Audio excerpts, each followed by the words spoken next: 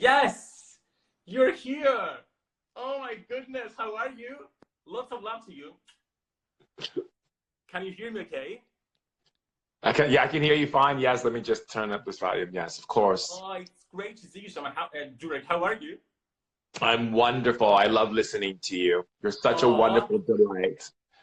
you came in at the perfect timing. I was talking about ancient Greece. Now tell me, you went to the Oracle of Delphi.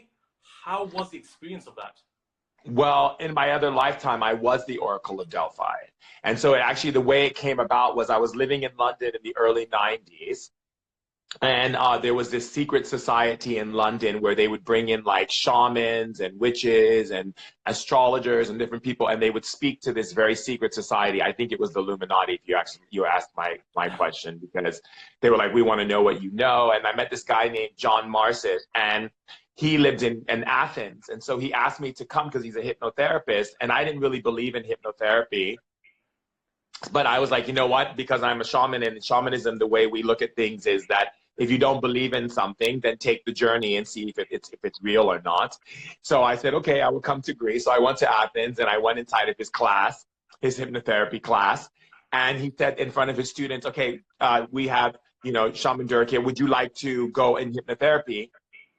So I said, okay. So he took this watch and he waved it in front of me like this. And I was like, nothing is happening. I'm sorry. I guess I can't be hypnotized. And he started laughing and he pushed the tape recorder and it was me talking, which was like so mind blowing, by the way. And literally he was like, plays this tape recorder and it was my voice sounding very feminine. And it was telling him how I was the Oracle of Delphi and how I was taken from my family when I was very young and lived in the mountains. And I was washed and bathed. Like, it was telling everything about my life as the Oracle of Delphi. First of all, I had no idea what Delphi was. I've never been to Greece in my entire life. This is the first time I went to Athens, was to go see this guy. So I said, what is Delphi and who is this talking? He goes, that's you. I go, how can it be? All I did was see this watch. He goes, no, you went into hypnotism and I asked you to lay down on the table. And then I had you come back up and then we brought you back. And I was like, this is crazy. I've never experienced anything like this in my entire life. It was mind blowing. So he told his family and they invited me to their country house in Greece. And they asked me, they told me when the days when the earth goes through its, its final stages of, what's the word, of, change on earth, like with people and stuff, and some people are going to be lost and all that because of all the different cataclysmic changes and stuff. He said, will you promise me that you'll talk to the spirits to have my children protected? I had no idea what this man is talking about. All of a sudden I heard a woman's voice in my head say yes. And I was like, yes. I was like, I don't know why I'm saying yes, but this is so weird. And so he said, me and my wife are going to take you to Delphi. So get in the car at like 4 o'clock in the morning. I can't wake up. I'm completely knocked out in the back seat of their car. The guy's in the back seat with me, John. His parents, mom and dad, are in the front seat, driving me to this place, Delphi. I slept the whole way. I couldn't wake up. We get to the top of the mountain in Delphi. They're like, we're here. All of a sudden, I popped open.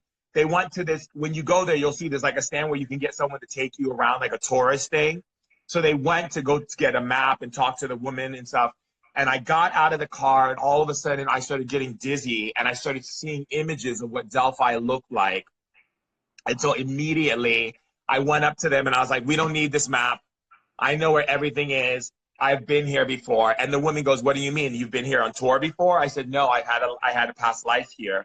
And she said, really? I said, yes. And she goes, really? And she goes, can I test that theory? I said, yeah, go ahead. She goes, what was over there? I said, that's where they used to bring in the all of the livestock when people would travel here. That's where the people who were wealthy would go. That's where the people who weren't wealthy would sleep. This is where they put their animals when they arrived. This is where they would wash their feet and their hands. I told her everything. The woman was like, oh my God. I go, is the statue still upside down? She said, oh my God, you've been here before. I said, I know exactly everything. So I took my friend's mother and father and him. We're walking down, and my friend John, of course, because he wants to test me, there's a stone that has writing on it, and he covers the stone with his hand so I can't see it. And he's like, what is this? And I'm like, this is the stone of Medusa. And he was like, what? How do you know that? And I'm like, because I've been here before. And I've been here and I've walked these lands. I know these lands like the back of my hand.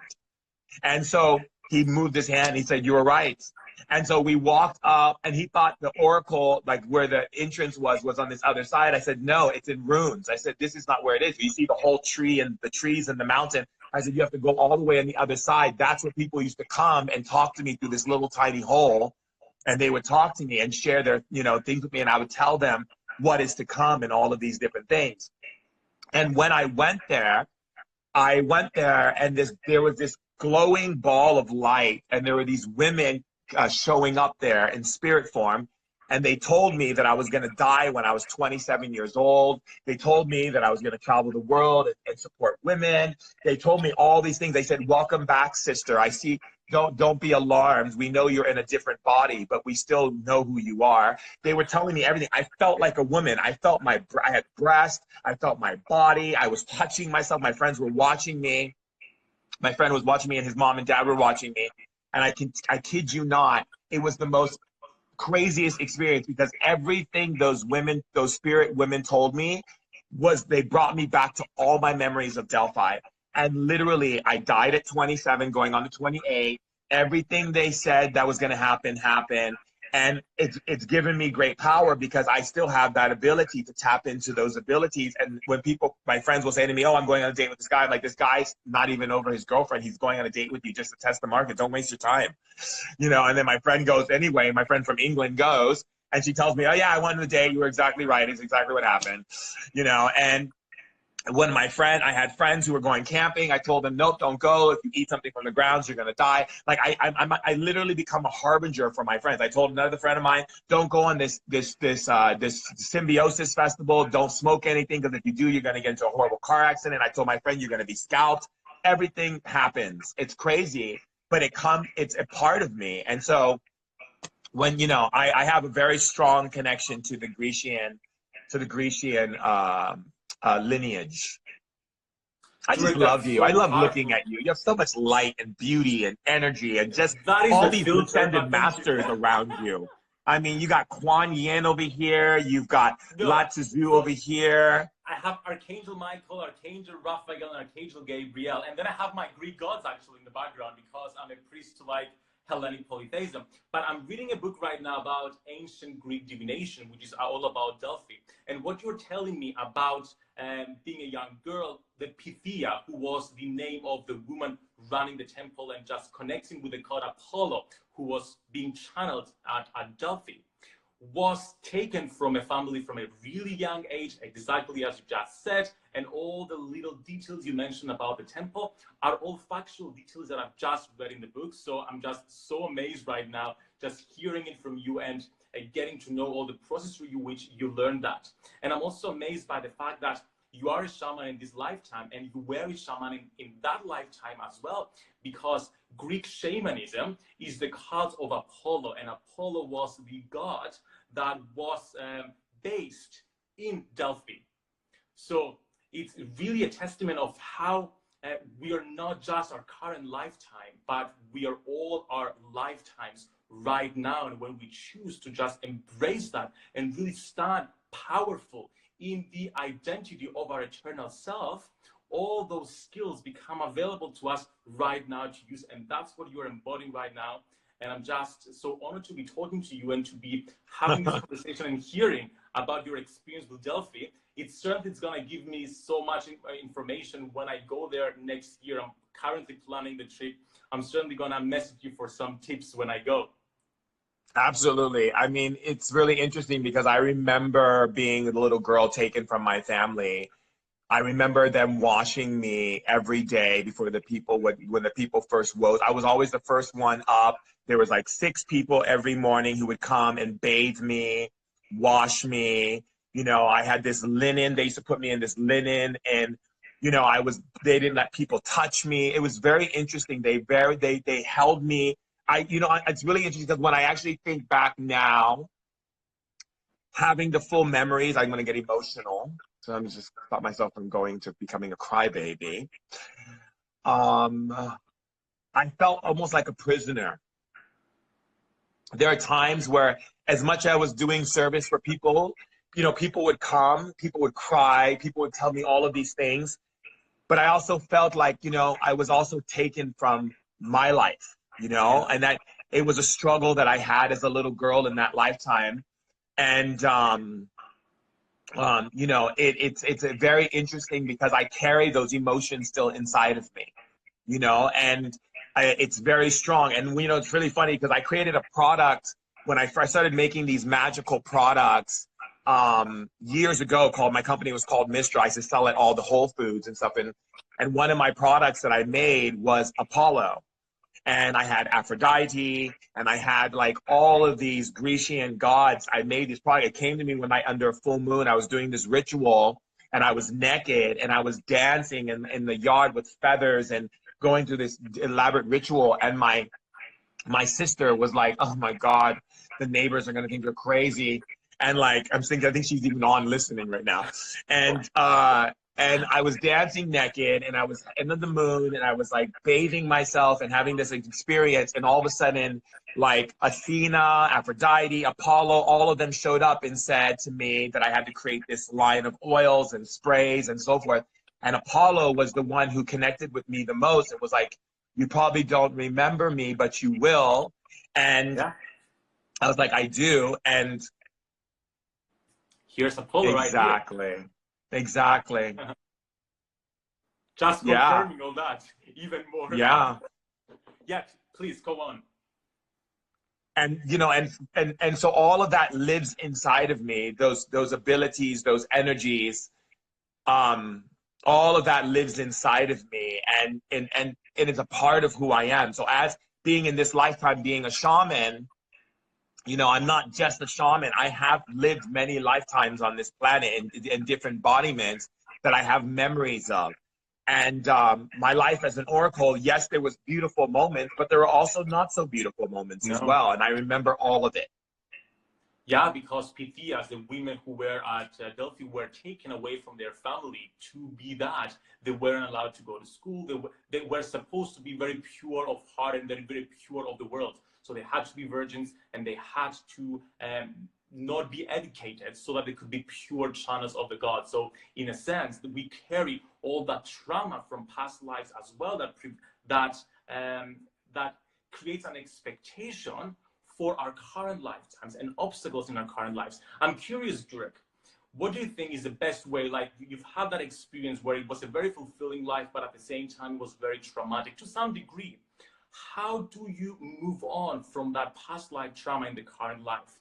Is it a matter of just knowing more about it and learning more about it? Is it a matter of doing You know, for forgiveness or me, from a it's more about active place? taking the knowledge and so forth that I have from those lifetimes and using it in service to people now.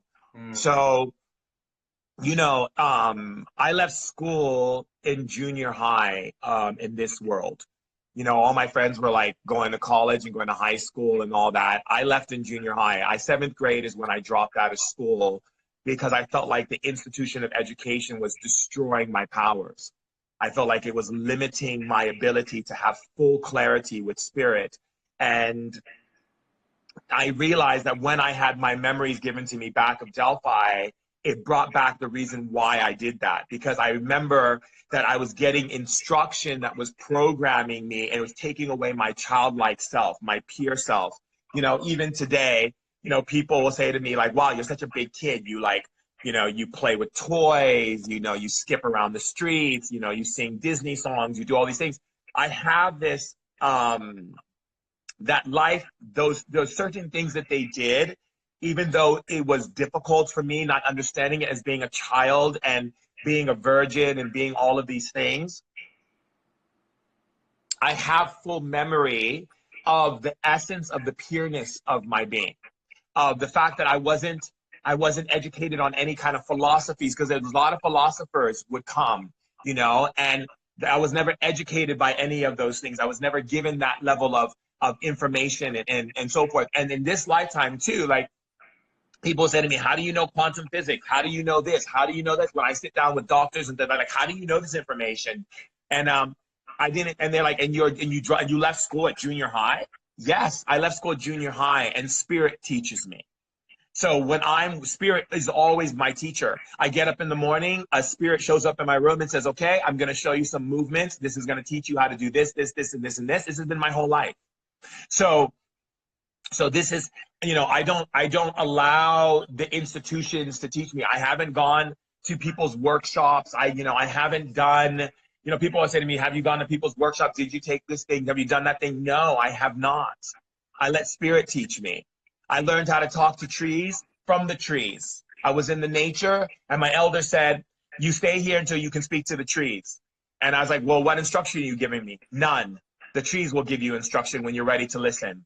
And I would go into nature, and the trees, I would wait and wait and wait and wait and wait and wait with my sleeping bag, and like nothing happens. And then finally I would just surrender. And then like finally the trees would make communication with me. I started noticing certain nuances of energies.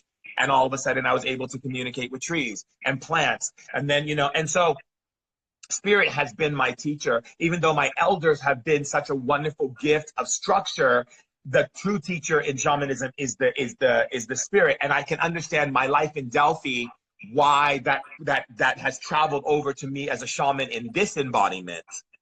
And I'm not saying for people to drop out of school, but I definitely believe that, if you want to have instruction from the people of this world, or do you want to have instruction from spirit? I'd rather have instruction from spirit, because spirit knows more than what people know on this planet. Everyone always asks me, who do you trust more? Well, I trust life, I trust people. However, I don't trust what people particularly say 100%, because I trust what spirit is telling me. But of course, I always use discernment. It's not like I listen to every spirit talking to me. There's all kinds of spirits in the underworld, in Hades, a land that I've traveled many times, and say all kinds of crazy things. I'm like, okay, that's interesting, but the thing is, I've lived in and out of the underworld my whole entire existence because of those lifetimes. And when spirits talk to me, I always give them loving interrogation. Why are you telling me this? How does this support more love for me to love people, to be more vulnerable, to be more open, to be more able to bring more love into the world? Is this information? Where do you come from? What's it like in your realm where you're coming from? Like, I get very deep in my discernment and in my loving interrogation. In loving interrogation, my LI is so important to my development as a shaman and as a teacher. And I always feel that the best way for you to be a spiritual leader is to never stop learning from spirit. What's the number one question you ask spirit to know it's a good spirit, it's coming from light? The first thing I ask them is, how do you serve love? What things do you do to serve love? If a spirit is coming from the underworld, it cannot answer that question. Yeah. Okay. It'll be quiet all of a sudden, or it'll say, I'm with you, or I'm a part of you, or like this kind of thing. It won't answer you. When I talk to spirits like angels, if I ask Angel Gabriel or Angel Michael or Angel Raphael or Zadkiel or Chamiel or Sophiel, these angels that made themselves known to me, not angels that I read in a book, but they came to me and introduced themselves to me. And when I talk to them, they always say to me, go ahead, discern us, ask us the questions. Spirits of the light love when you interrogate them, because they know that you're doing your due diligence to make sure that you're not bringing in energies that are going to thwart you and derail your energies for a moment. And I remember I said a moment, because it's just a moment, because we're powerful. We don't get thwarted that long, but it could be a year, it could be 2 years, it could be a month, it could be a week. I don't need any of that. So for me, it's when I talk to Angel Gabriel's like, go ahead. I said, how do you serve God? How do you serve the light? What do you do? Tell me about your how things operate in the angelic realm. I'd like you to send me energy that I can feel. And then I wait. And I go, oh, okay, I felt it. Okay, you passed that one. And I do it all the time. Any spirit I'm dealing with, if it's an ancestor, I'll say, can you give me direction upon my life? What are the things in our bloodline that wasn't dealt with that I'm dealing with? Can you bring resolution to me in my RNA where I'm holding these energy codes? Send me energy right now, grandmother. Send me energy right now, dad. Send me energy right now, auntie. And then I wait to see if I feel it. If it's a spirit from the underworld, they won't do those things. No. Wow. Do you know what I love? What this conversation about trusting spirit, discerning spirit, and just letting spirit to support us reminds me. Whenever I just realized that a few years ago, whenever something wrong would go with my life, rather than just starting with magic and starting with spirit and just asking for help, knowing that we're supported at all times, I would just depend on my ego until the ego failed me, and then I would start with spirit. So that's when this thought came to my mind, and I want your perspective of that. The thought of starting with magic. Whenever something goes wrong, just start with magic. Just go to spirit first. Are you the kind of person that goes to spirit first, or goes to your own personal abilities first? I always go to spirit. And I always go to the shadow, because the shadow is the part of your being that's the light that holds on to the density that you haven't showed up with unconditional love for. So it becomes the shadow. So what I do is I go, shadow, what's going on? And the shadow goes, you have insecurity showing up. You're afraid. You don't want to face this. This is what's happening. And I say, well, how can I correct it? Shadow says the way you correct it is by being humble right now, acknowledging what's really going on, and bringing love into the matter. So it tells me immediately. And there are times we have to understand that the reason why the ego didn't work for you is because the ego, that's not the ego's job.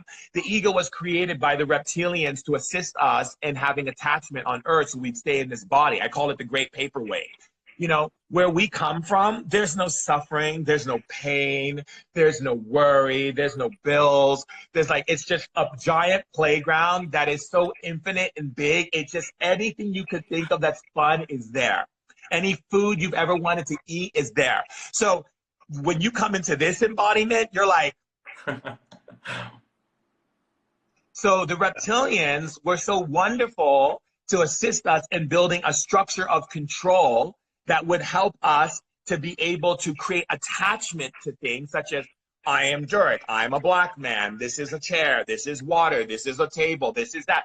By creating these types of structures, it holds us on earth because we're tied in, we're locked in. Whereas you would see a lot of monks, a lot of Buddhist practice talks about becoming unattached. Yeah, detachment. That means transforming your ego to do things differently for you. So instead of having your ego attach you to things, have your ego edify you in your heart space. So instead of your ego coming from a place of, I have to preserve, I'm afraid, and I have to attach all these things, lift your ego into your heart, and then your ego becomes one to empower others, to lift other people, to reach into the lost souls of the river of Styx and pull out the ones who have been forgotten about, the ones who haven't been loved by society because they did things, they made choices that were not in balance. Everyone has a right to redemption. Everyone has a right to be acknowledged back into love. And I think when we, as a group of people, a society, a conglomerate of beautiful beings on this planet, realize that condemnation and persecution does nothing for us to shift us into a higher intellect of love, then we will continue to feel that we're the only ones in outer space, because no being from other galaxy is going to come and be with us. See, when we were Anunnakis, when we were operating from the Mu people, we were in touch with these other beings because we were not hostile. When we became hostile, we couldn't continue to keep that bridge of communication open because we started feeling, because they were advanced more than us in technology and certain sciences and so forth, that we would find them to be a threat to our own existence. So we closed the bridge down. To open the bridge, we have to become accepting, loving, nurturing, compassionate. We have to be willing to go into the underworld and put our hand into the river of Styx, where the lost souls are, the ones who committed suicide, who couldn't forgive themselves, the ones who were rapists and killers, and people who made choices because they were taken into much darkness and fear and hurt in their bodies, their soul bodies, and they made decisions that made them act out in ways that were unfair to humanity and unjust. But it doesn't mean they cannot come back to the light. And then this is the thing that has kept us in our slow process of evolution on Earth, is our our constant need to look for the big bad wolf, our constant need to find the monster. Stop looking for the monster and start redeeming the monster with the powers and qualities of the spiritual nature. People think spirituality is crystals and tarot cards and yoga and chia seed puddings and eating vegan. That's not spirituality. Spirituality means I'm willing to evolve beyond my limitations, beyond scarcity, beyond my fears, beyond labels, beyond anything. That is a spiritual person. Spiritual bypassing means I am willing to create things that keep me from my evolution. What keeps us from our evolution on our planet? Judgment, condemnation, persecution, looking for the big, you know, with the old story of the three little pigs and the big bad wolf? I would have let the wolf in. I'd be like, stop trying to blow my brother's house down. Stop banging on my door. I'm going to open the door. I made you a cup of tea. I got something for you to eat. Let's talk about your issues and why you think you need to eat me, because I already got food here for you. You're good. Okay. Now let's talk about your rehabilitation. So no judging ego, not thinking that ego is the bad guy, but using ego as a force for love. So it's just a matter of redeeming our ego, the collective ego of the world, of the cosmos, and just directing it and using it as a force for love. God, you are a source of, you're a cosmic library, Durek. Thank you so much for hanging out with me today. I would love to have you as well on my podcast to talk even more about all this kind of stuff. I had such an amazing conversation with you today. Thank you so much for coming live with me. I love you, and I can't wait to chat more and just delve into spirituality. I love you so much. I'm kissing your face. I'm hugging you. I'm singing with you. I'm telling you in your ear how powerful, how amazing, how beautiful, how sparkly, how divine. Oh, how all the beautiful things that represent the truth of who you are. I adore you. I love you. I implore you. I stand for you. I honor you, God. Thank you so much, and all that back to you. So much love to you, Durek. Bye-bye. Have a beautiful rest of your day. Bye, everyone.